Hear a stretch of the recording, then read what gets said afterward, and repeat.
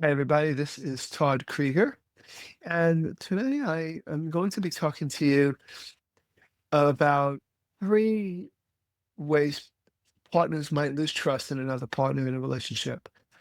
Uh, of course, I talk a lot about betrayal and infidelity, and that's going to be one of the three. But there are other kinds of ways that relationships can lose trust. There might not be necessarily betrayal or infidelity, but it could be just like little lies, little deceptions, um, not wanting to tell your partner that you had 3 beers and you just had that you had 3 beers and you tell them that you just have 1 beer and you drove, with 3 beers in your system and not 1, and suddenly your partner finds that out from a friend that was with you. Now that's a lie, and what makes it difficult for the person who discovers that you lied is that the person doesn't exactly know where else have you lied. It one of those things about dishonesty is it makes the other person feel very unsafe, and that's the problem with all the things I'm gonna mention, all 3 of these things, and, by the way, as I talk about that, I'm also going to get a little bit more into, what partners need to do to repair that kind of situation. Okay.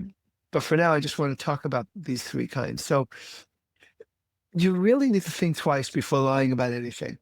One of the major reasons people lie is to not quote unquote get in trouble. Problem with operating that way is you immediately create a parent-child pattern where the person who's doing a little lie, even if it's not found out, is now put themselves in a child role, trying to not get in trouble. Because if you're trying not to get in trouble, what have you done? You've put the other person in the role of an authority figure, a parent of some kind. And that kind of parent-child dynamic doesn't do well. It oftentimes can expand into communication, even in your sex life, and it can be a turnoff. And oftentimes this happens without you even being aware of it. And it might have started with these little lies.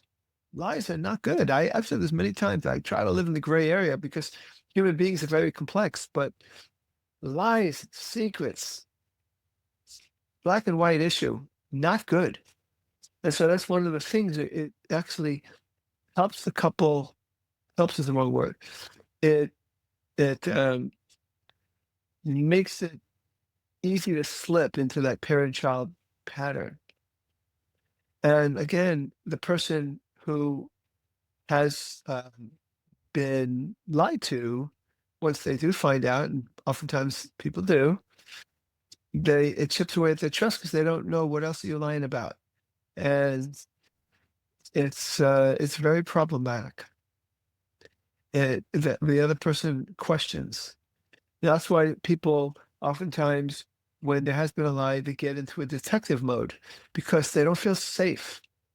I've had many people who have lied or betrayed, and they go, "Why are you trying to? Why do you want my password? Why are you checking now that I did this one thing? Let's say I drank, I didn't tell you all the drinks I had, so now every time I go, you have my friend checking in with you.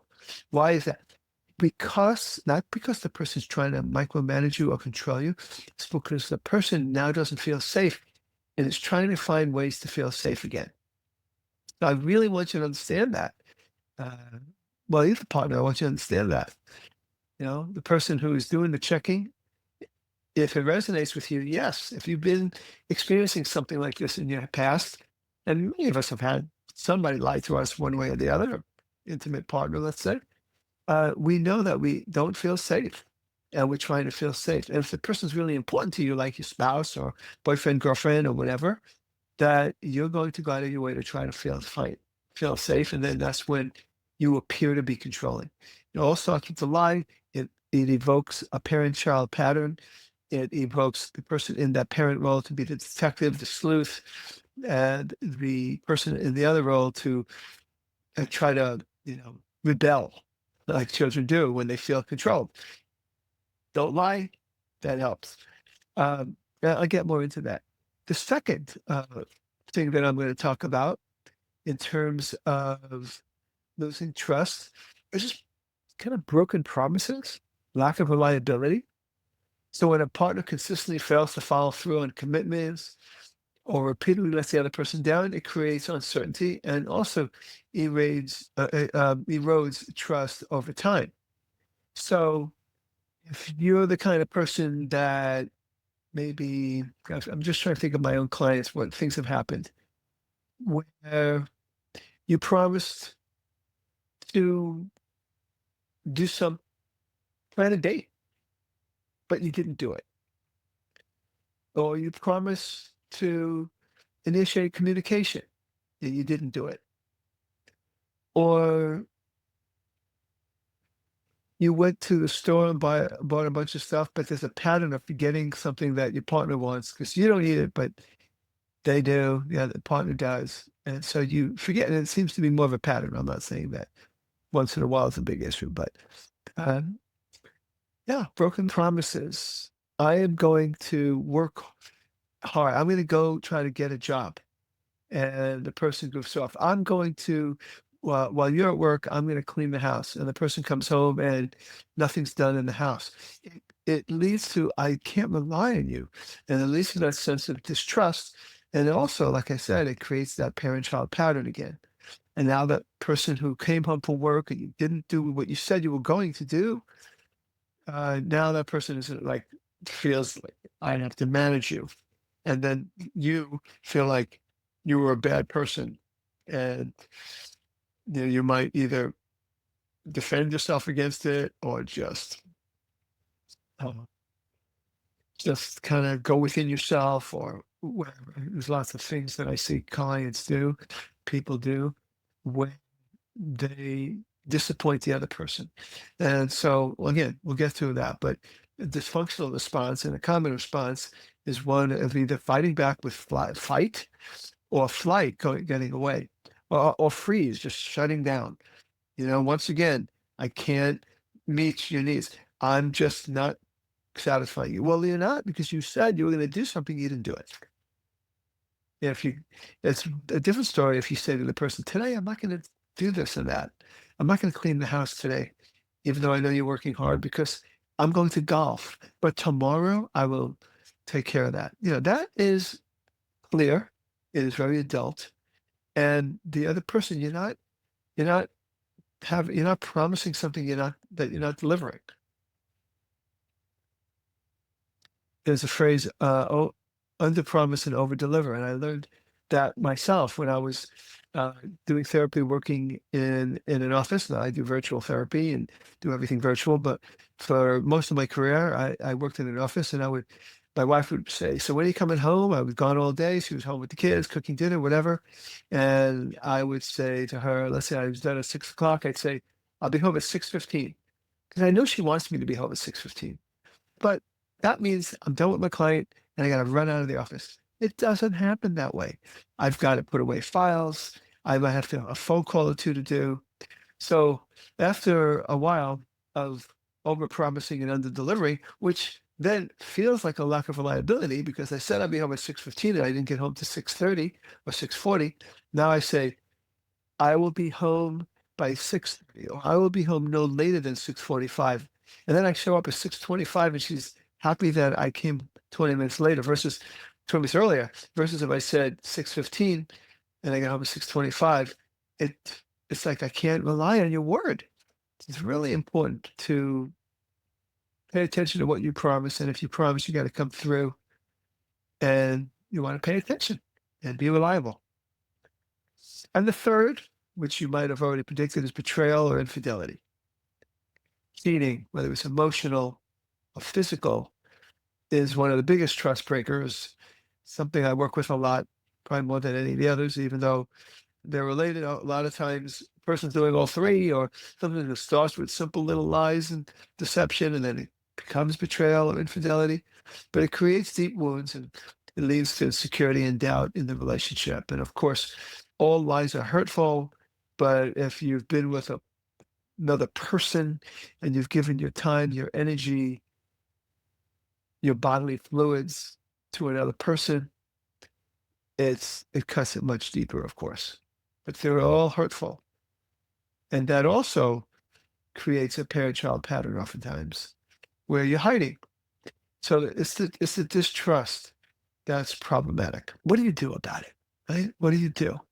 Now, I'm not going to say that you're going to hear this talk and you're going to just go do it, because if it was that easy, people would do it. But what I'll say is talk about two things. One is what you got to do and what might be in the way of that. And then third thing, how do you remove the blocks to creating a much more trusting relationship?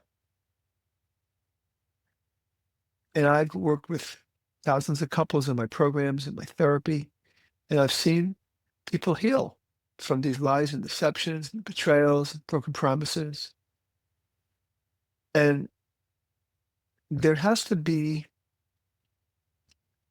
an understanding that, like, what made me lie, what made me break that promise, what made me betray. And I'll say some of it is a maturity problem.